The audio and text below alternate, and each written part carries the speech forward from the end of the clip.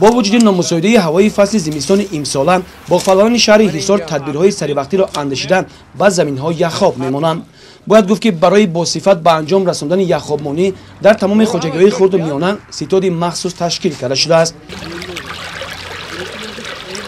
ما اینا 3.5 گکتار زمین داریم، آلو داریم، اینا انگور هستای. انگورای اینا پرورش کردیم. این سال بارانگری کم شد، برف نشد. برای هوا اینا یخاب مانسادی. تامین آب نقض است. رحمت این خواجگی آب داروده. اینا آب نقض رسانده داسادیان. ما اینا همش آب مانسادیم نوبت کردیم. باغپروانان شهر حصار میگویند که سری وقت نگاهبینی درختان میوه دهنده این امکانیت فراهم میآورد که تامینات اهالی با میوه تر و تازه بهتر گردیده امکانات صادر نمودن محصولات زیاد می شود. از این خاطر تمام سعی و کوشش خود را به بلند برداشتن حاصلناکی زراعت‌ها و رشد ساحه روانه نمودند.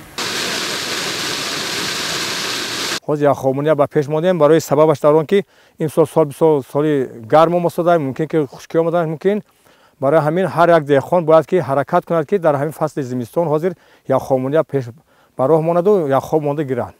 در زمین‌های من لالمی از حساب آبای چشمه من باغای سیب من آب مانده ما قریب 14 گکتار باغ آب مانده برو آمدیم، یک 10 گکتار دیگه ماندگی آب مانده هستند بچه‌ها. انا یخابمانی چی معنی داره؟ یخابمانی این معنی آن دارد که هم در سال پیش آمدگی هم حاصلناکی زیاد میکند، هم درختایی که بر وقت شور میشن همینا پیشگیری میکند. اگر همین یخاب نمونیم و اگر ما زمین کرخ نکنیم ممکن که هوا همین خیلی رفتن درخت بر وقت گل میکند. اگر در ماه فوریه و مارس اگر یکی خنکی شده ماند همین حاصله همیشه خنک میزند.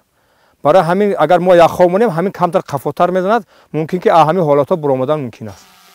با دستور سپارش پرزیدنت جمهوری تاجیکستان با مقصد استفاده ثمراناک آب و زمین با جلب نمایندگان وزارت کشاورزی جمهوری تاجیکستان و عالمان اکادمی علوم‌های کشاورزی گروه‌های کاری مخصوص تشکیل کرده شده است که متخصصان به شهر و ناحیه‌های مملکت سفر کرده عاید طرز درست یخابمانی زمین کارکرد باغ‌ها به دهقانان مصلحت‌های مفید می‌دهند.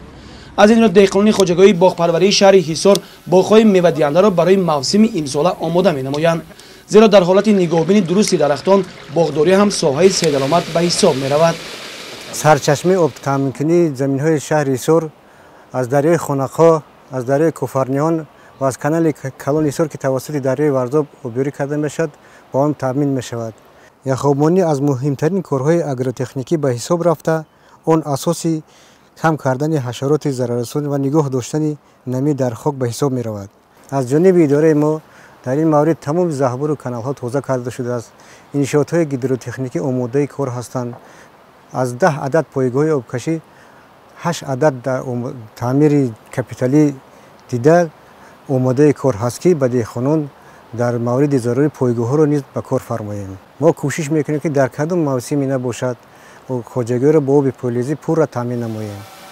باید گفت که در حدود شهر حصار 39 شبکه آبیاری با طول درازی 211 کیلومتر و 12 ضخبر و زهکش‌های بین خواجگی با طول درازی 63 کیلومتر موجود است که اداره دولتی بهداشت زمین و آبیاری در شهر حصار همه روزه برای تعمیر و نگاهبین و استفاده برای شبکه‌های آبیاری و انشاءات گیدروتکنیکی تازه نمودن نهرها و ضخبر و زهکش‌ها خدمت می‌رساند.